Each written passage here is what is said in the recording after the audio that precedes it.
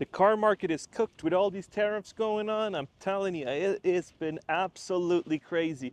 Look at this article right here that says Stellantis to lay off 900 US workers, pauses Canada and Mexico plants as tariff arrive.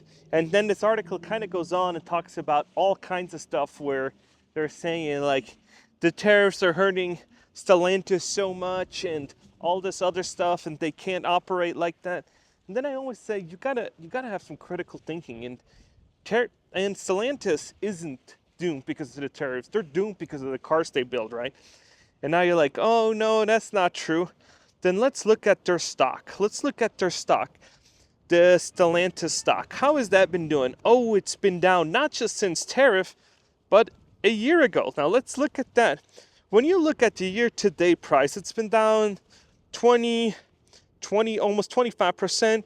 When you look at the past 6 months, it's down 27%. So this is not just a phenomenon of, oh my gosh, the tariffs come down and hit them hard. So no, this has been going on because they can't build cars that people want. And so how do I know that? Well, let's look at the sales in 2023. Stellantis sold 1.5 million cars in the US. So then in 2024, they sold 1.3 million cars. And it's been keep decreasing, right? So here we go.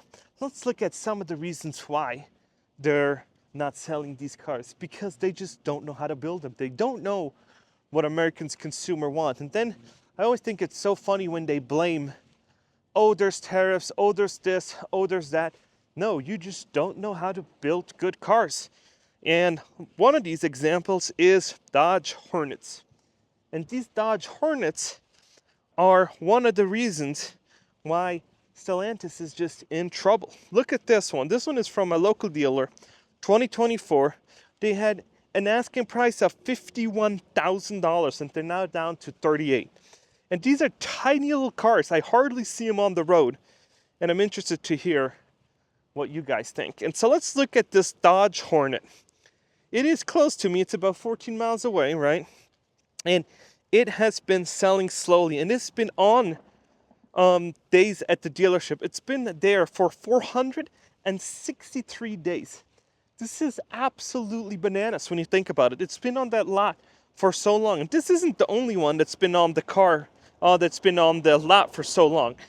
There's worse cars on dealerships lots that had multiple birthdays at the dealership. And it is bad when you're in the business of selling cars and your cars celebrate birthdays at your dealership, right? Look at this, 2023 Jeep Wrangler had an asking price of $76,000 and now it's down to 60 or 62.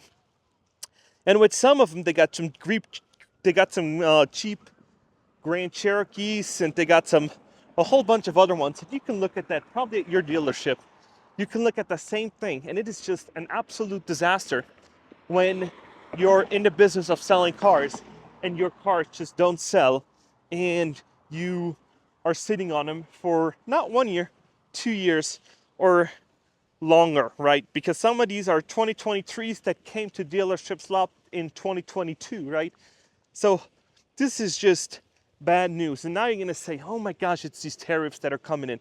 Well, these tariffs were in place in 2023, and when they shipped, no, it's misjudgment of the consumer. You think that consumers can do this and take care of the payment and want this car, but the matter of fact is they don't. They don't want it, or they would have bought it.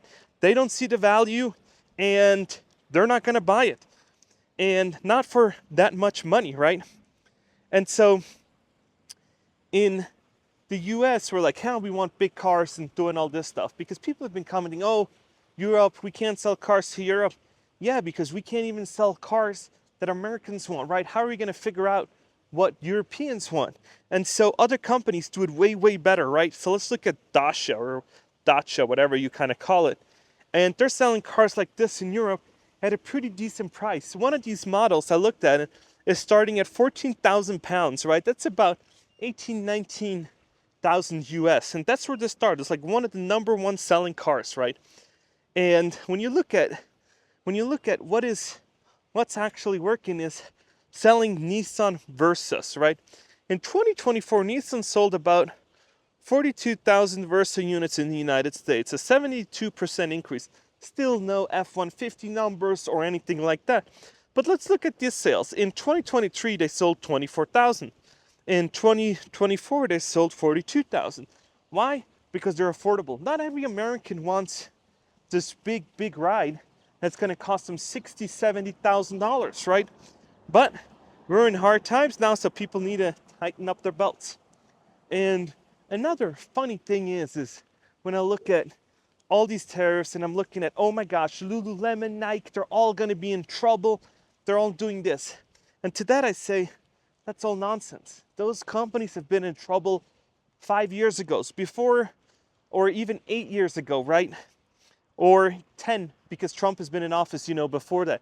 And they can't save him. But hey, Nike stocks jumped as Trump says Vietnam is negotiating on tariffs, right? And so when I look at the Nike stock 1 year down, right? And people say, oh, Nike, this is an American icon. This is all this kind of other stuff. And to that I always say, these are clothing brand companies. Clothing brand companies have a lifespan. They're like milk. They sour over time and they can't innovate. They can't adopt. New trends come up. And if they can't buy their competitors, then they're going to go down with the boat. So here we go. The average lifespan of a clothing brand can vary. But many clothing brands struggle to survive beyond a few years, with only a small percentage reaching 10 years. And when you look at how many of these clothing brands actually filed for bankruptcy, you can see that it's like Route 21 and all these other companies that have a list here. They all filed for bankruptcy. So you're looking at all these people, all these companies, and it's not that these companies don't have a decent product. It's just that they don't know their consumer. They can't adapt. And when you cannot adapt to the changing tides, and you can't adopt and get new consumers, you're going to be in trouble. And then it's always easy to say, oh, tariffs are going to hit us hard. They do this. Yes, because you were already struggling, right? It's like when you're not a good swimmer and all of a sudden currents come and all of a sudden the wind comes and rain and it makes it harder for you to swim. Don't blame you drowning on the rain and the wind because you couldn't swim, right? No, it's like you couldn't swim. You shouldn't have been in the water.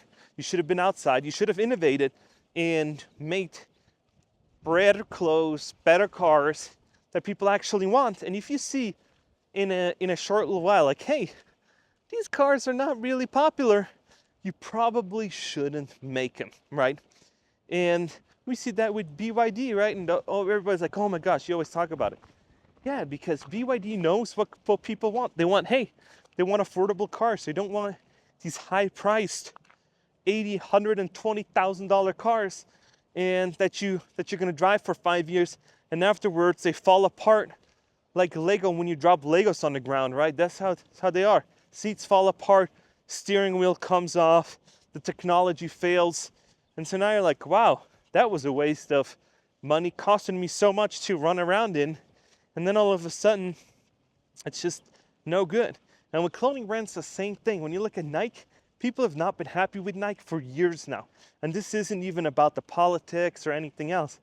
Because when I go to the outlets in Las Vegas and I see these people in the outlet stores buying up these Nikes, that's going really good. They have security there. People are in and out because they have semi-decent prices. When you go into Foot Locker and you see Nike stores that, you want to buy a pair of Nikes, it's $120, $130 a pair of shoes. And if you're an average American working for $20, $30 an hour, is it going to be worth? And I want you to type in the comments, is it really worth you spending $130, $140 on a pair of Nikes for the average American? If you're a sneakerhead and you love spending money on that, that's just, it's your hobby then. But why spend that much money on sneakers? I just don't get it. How about mine at Costco? It's like 20, 27, 28 bucks. And I'm done because I feel like it's too expensive to spend $140, $160, $170 on a pair of sneakers that's gonna be worn out in no time. So yeah, I feel like, man, you gotta bring affordability back. You gotta bring back stuff that the common American can buy. And a lot of it has to do with like, hey, let's outsource, let's give it to Vietnam, give it to all these other places where there's cheap labor, but then they're still making, they're still selling them for $80, $90 to $120, so they can keep their big offices, they can keep their big bonuses, their big stock portfolios, and keep their private jets and do all this other stuff. And then they're like, oh, we gotta, it's the cost of doing business, right? It's the cost of doing that. And all of a sudden, people have to dial back when you're in a recession. When you're in a recession, people don't have money to spend like that. They're gonna be like, what am I gonna dial back? And sneakers, cars, maintenance, all these other things are gonna go and say, you know what? We gotta put food on the table, make sure that electricity, lights paid, and all this other stuff, because everything else is a luxury, right? And are really, really rich people gonna feel it? Nah. They might have lost. I saw Dave Portnoy yesterday. He said, I lost $7 million of my portfolio. Man, there's other people that can't even buy groceries. They have to steal them because they can't afford them. And you're like, I lost $7 million of my portfolio. And that didn't even wipe you out.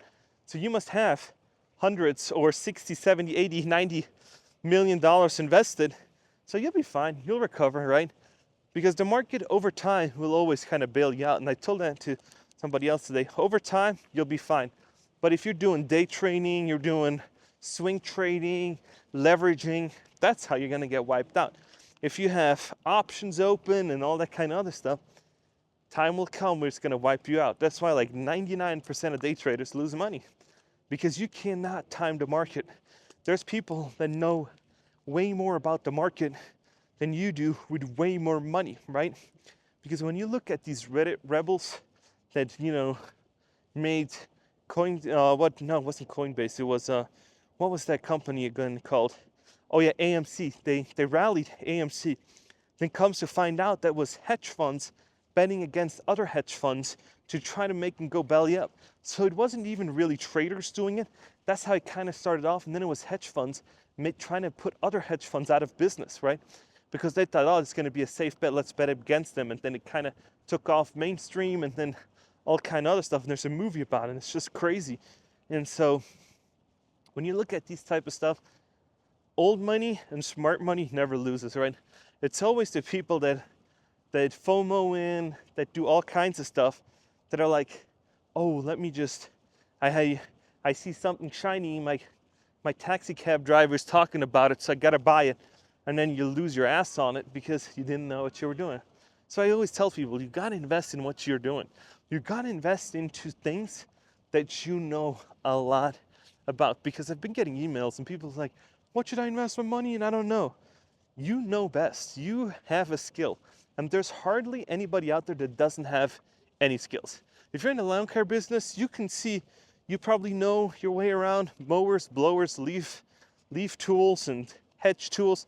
And you could say, hey, if other people don't use it, I know the value, I'm around it all the time. So you go on Facebook Marketplace, you lowball people, and people need money cash today, and you say, let me fix that up, or let me do a little maintenance to it, and then, oh, it's running better now, so let me sell it for a profit. And that's how you get started. That's how you flip things, right? You don't have to be like in real estate or cars, whatever. You can do lawnmowers, you can do anything you basically want. You can buy cactuses and, grow them and do all kinds of stuff and sell them on Facebook Marketplace. Hell, there's even people selling empanadas on Facebook Marketplace, right? And all these kind of things, like, hey, we'll cater your party, do all kinds of stuff. So there's so many opportunities. You just need to grab on one, stick with it, and then run with it for a long, long time. What I'm talking about is years, not just, hey, let me make a quick $2, $3 and then be out. So yeah, you can't blame everything on tariffs. You just can't, especially not when your company's been struggling for years. And you can go back with Nike or Stellantis, go back way before that. They were like, oh, we can't keep up with the consumer demand. We don't know what these young people want to buy. We can't stay relevant. And that's the problem with these clothing brands. Once you're like hip and you either got to cater to the new generation, and then your generation that fell in love with you is going to say, you know what, we're done. We're not going to we've grown out of that. Or then you got to say, let's stick to that generation and then keep growing. I don't even know how the concept really, really works for clothing brands, because it's like you can't cater to everybody, because if you cater to everybody, you cater to nobody, right? So yeah, clothing brands are really, really difficult um, to control, to keep relevant for a long time. That's why all these people file for bankruptcy, and then they get bought out, they redo it. And even Macy's has issues with stores and all this other stuff. So yeah, it is not easy, but don't blame it on tariffs and say, this is probably tariffs' fault, right? It's like, no, has nothing to do with that. You've just been mismanaged. You've probably been robbed from the inside too, but it's a whole nother story. And you got, yeah, extorted from the inside. And now they're like, it's tariffs that made me go belly up, because investors believe it. And then you can say, yeah, it wasn't our fault, it was the tariffs' fault. Blame it on that, and you're good, right? But God forbid you say, actually, we miscalculated. But we're not in times where we say things like taking responsibility of mismanagement. No, no, no. We are in times where let's blame it on somebody else and say, this was my misfortune, right? So if you haven't, please like and subscribe. I make videos like this all the time. And yeah, if you subscribe, I'll see you in the next one.